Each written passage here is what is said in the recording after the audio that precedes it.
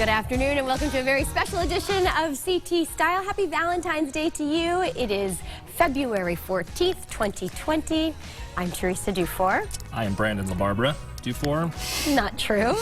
My husband's here. We're so excited. My forever Valentine gets to share the couch with us today. We're going to have a really fun show. Thank you for having me. Newlywed Game. Bring it on.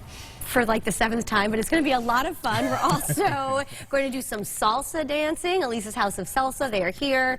That's going to be at the end of the show, so you want to stay tuned for that. Some yummy food in the kitchen. Yeah, so if you're doing Valentine's Day with your kids, we have some kid-friendly recipes, so it's going to be a lot of fun. Our friend Ashley Baylor, meteorologist Ashley Baylor, is making an appearance on the show today, so that's going to be fun as well. So welcome, get comfortable, get your lunch, and have some fun with us. And CT Style is very special to us because It's where we met. It's where we met. If you're a fan of the show, you probably know this story, but Brandon was a guest on CT Style 9 years ago.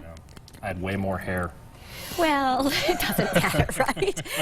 We're bringing it way back. Yeah, Brandon was doing a segment about safe driving, teen safe driving, and we were did doing a card shuffle. A card shuffle. You kind of put me through the ringer there, but 9 years ago, sitting in the same studio. And then she followed me out to the parking lot and just kept begging me to take her out on a date. That's exactly what happened.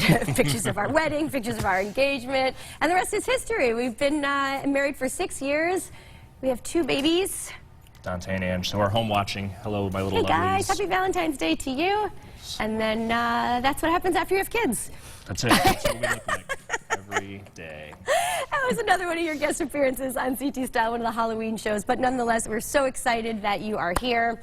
And we'll get right into the dish. It's all presented by Stone Academy. This year on Valentine's Day, shoppers are expected to spend, get this, more than $27 billion, averaging out to about $196 a person. That is big money. According to Wallet Hub, roughly 31% of people expect their Valentine to spend at least $50 on a gift. All right. Spoiler alert, I did. Oh, thanks. Listen to this. More than 4 in 10 people would also break up with their significant other if he or she spent irresponsibly. Oh, dear. I'd be out on the curb by now. All right, so there are certainly some gifts you don't want to get your significant other. Here's a look at some of the least desired gifts. Nobody wants tools on Valentine's Day. Do not give anyone a gym membership. I know it's a nice thought, but nobody wants that. Sporting equipment. Interesting one. Do not want kitchen appliances. Is that like a vacuum? That is not... What's a cheesy... Oh, that's not a stuffed animal. Not an animal stuffed with cheese. It is a... not a nice... I got it.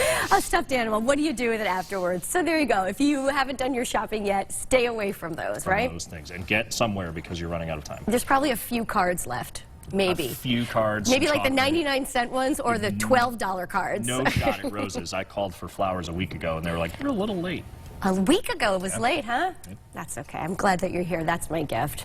And if you are looking for love and connection, let's face it, you might turn to social media and dating apps to find new people. There are more than, this is a lot, 1,500 dating apps or websites out there. 59 million Americans are currently using these apps. 22% of engaged couples, also feels like a lot, reported meeting their significant other through online dating. Now, today on Tinder, there's a 20% uptick in all the swipes.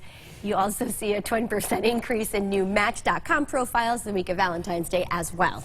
It's interesting. Feels less Valentine's Day-y. Okay, 9 million marriage proposals are going to happen today. So oh my, that's quite a bit. If you're planning a proposal tonight, you will be in good company with lots of others, and I hope it results in a yes. Absolutely. All right, regardless of whether or not you celebrate Valentine's Day, we're pretty sure you still have a favorite romantic comedy movie. So a study explores the most popular ones in each state using Google Trends. Well, okay.